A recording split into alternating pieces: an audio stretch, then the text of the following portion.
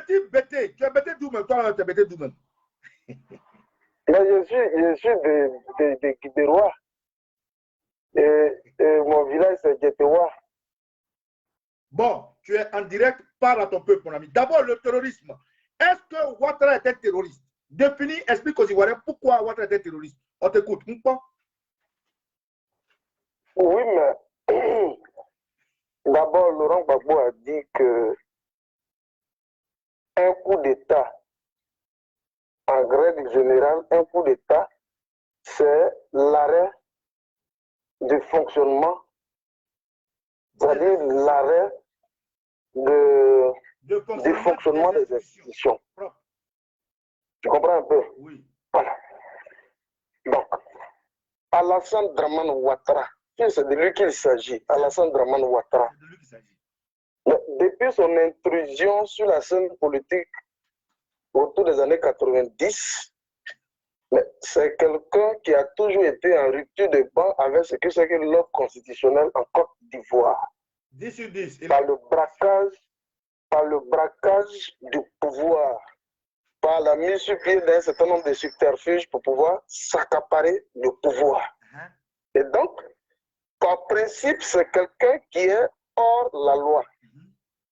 Est-ce que vous suivez? On suit. Alors, jusqu'au jour d'aujourd'hui, avec toutes les différentes étapes de coup d'État que nous avons connues depuis 1999, depuis 2000, en 2001 jusqu'au niveau de la Mercedes noire, parce qu'il avait en lui comment s'accaparer du pouvoir. Nous, aujourd'hui, là, nous, on est très bien placés, au regard même un peu même de l'actualité, nous, on est très bien placés pour dire que c'est quelqu'un qui n'a jamais fait corps et âme avec le peuple de Côte d'Ivoire. Et j'en veux pour preuve ici, Guillaume Soro, parce que moi, fédéral, il faut que je le dise, Guillaume Soro, qui a donné pratiquement plus de 15 bonnes années de sa jeunesse aux côtés de Dramane Ouattara, et qui réalise aujourd'hui qu'il a été pris comme ça en pâture, je dis qu'il a été enroulé, sucé, jeté, pressé et jeté après usage. C'est la preuve palpable aujourd'hui que Dramane Alassane Ouattara n'est pas celui-là, le personnage adéquat qui puisse apporter le peuple de Côte d'Ivoire vers la paix promise. Est-ce que vous suivez? Mais ça, c'est au niveau d'abord local. Ça, c'est au niveau local. Mais vous voyez déjà son niveau d'implication dans la crise malienne, dans la crise burkinabé, dans la crise guinéenne, mais surtout au niveau de la crise malienne.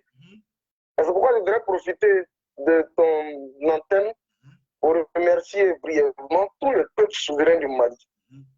Donc, l'homme aujourd'hui qui est la cheville ouvrière, qui est en train de faire pleuvoir sur une tonne de sanctions aujourd'hui pour tenter de les isoler, c'est Alassane Dramane Ouattara.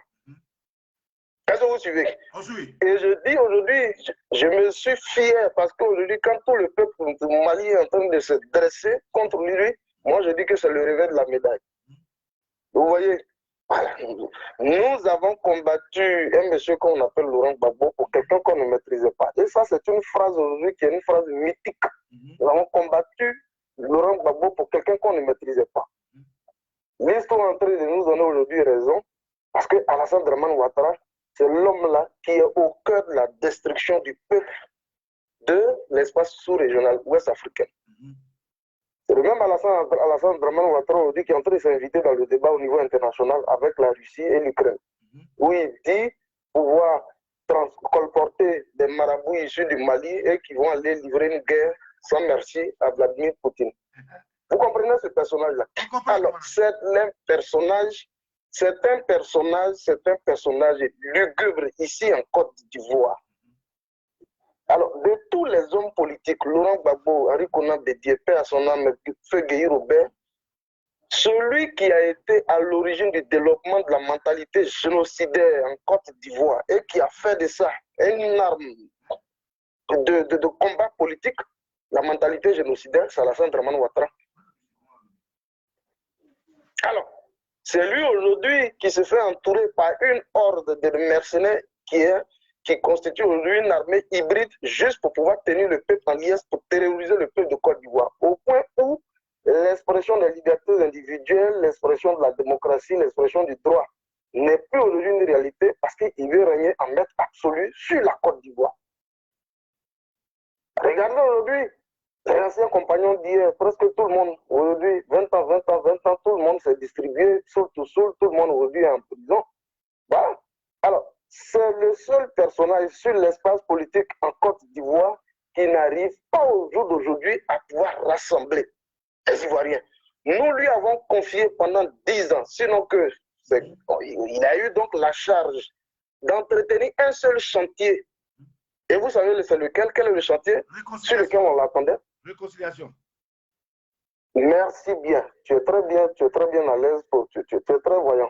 Le seul chantier sur lequel Alassane Dramane Ouattara devait épiloguer, c'est le chantier de la réconciliation. 10 ans durant dans un pouvoir avec toute la calmie possible, Alassane Dramane Ouattara n'a pas été donc à la hauteur des attentes du peuple de Côte d'Ivoire.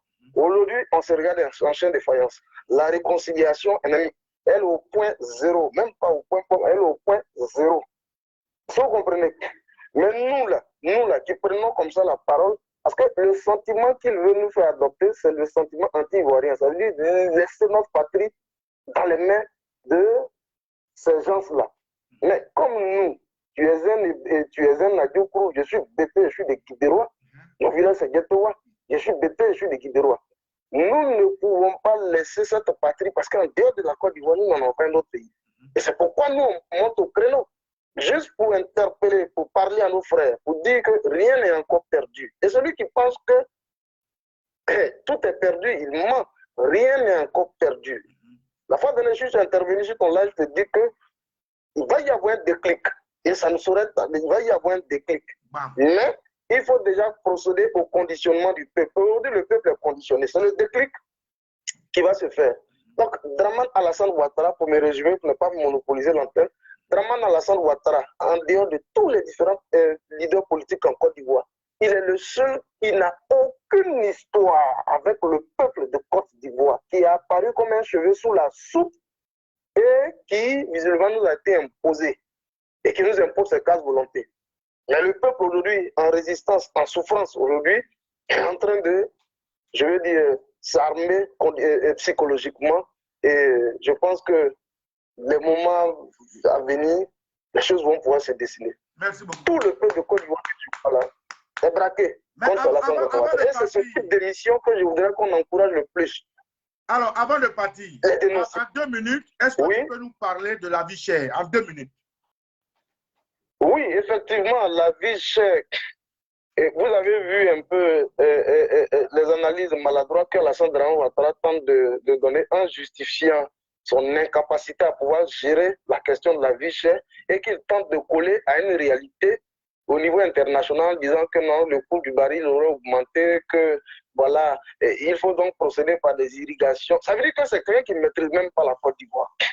C'est quelqu'un qui ne comprend pas qu'en Côte d'Ivoire, le couvert végétal dont on parle, le couvert végétal, c'est des choses sur lesquelles il faut travailler. Mais quand vous prenez des portions de terre, dans l'ouest du pays et que vous les confiez à un seul individu qu'on appelle Amadou Ourémé, qui sont là, qui règnent en maître absolu, des personnes qui sont dépossédées de leur terre. Mais vous voulez que les gens s'engagent comment au niveau donc de la filière du vivrier? Très bon. Mais regardez. Camarade, attends. Hein? Pour finir, je te donne 1 minute, il faut nous parler en BT. Il faut t'exprimer au BT en BT. Il y a Maman Mado qui est là. Parle en BT. D'accord. 1 minute, il reste 1 minute. Hein. Il va appeler là. Parle-moi en BT de la vie chère. Dis au maman là, elle est prête parce que les jours qui arrivent, la société civile va lancer un mot d'ordre à partir du 14. Donc, parle ça en BT. Je t'écoute. Tu as 1 minute. Hein. D'accord. Il y a à gagner. À moi, Zier Silver. Zier Silver. En Kanye, Zedenia, Miena. Mokosigi, Obu Adam Ogrom, Oye Côte d'Ivoire, Ouyo Segre, Mokosi, Anozunim, Anonym, a Wu to an anonym, as a neckmo, a cogne and a gamus. As que Neck Aye down, only Dale Côte d'Ivoire, only the Côte d'Ivoire who are not less say, are not less neckmo, Mokosi Moga, are not less say. Azakba aya se dipro azakba ebek se dipro aza zira nga be ize video akani tenya parce que comment Non, vas-y, continue, on t'écoute. Ne oza adi ayua adana kwasu kumpa awe wa biese sabuo tu mako diwa anaki sayum akoyi sayi tatini ayi awese ate yedase awa ayise ate yedase ayi na denyanye sababani denyanye ne ane sofretu ayu binik mukusi ayo anye gemese mengba kanye denya voilà gibero mbani donc mengba kanye denya okusisi ayoka Wudi. Voilà, je parle. Oui,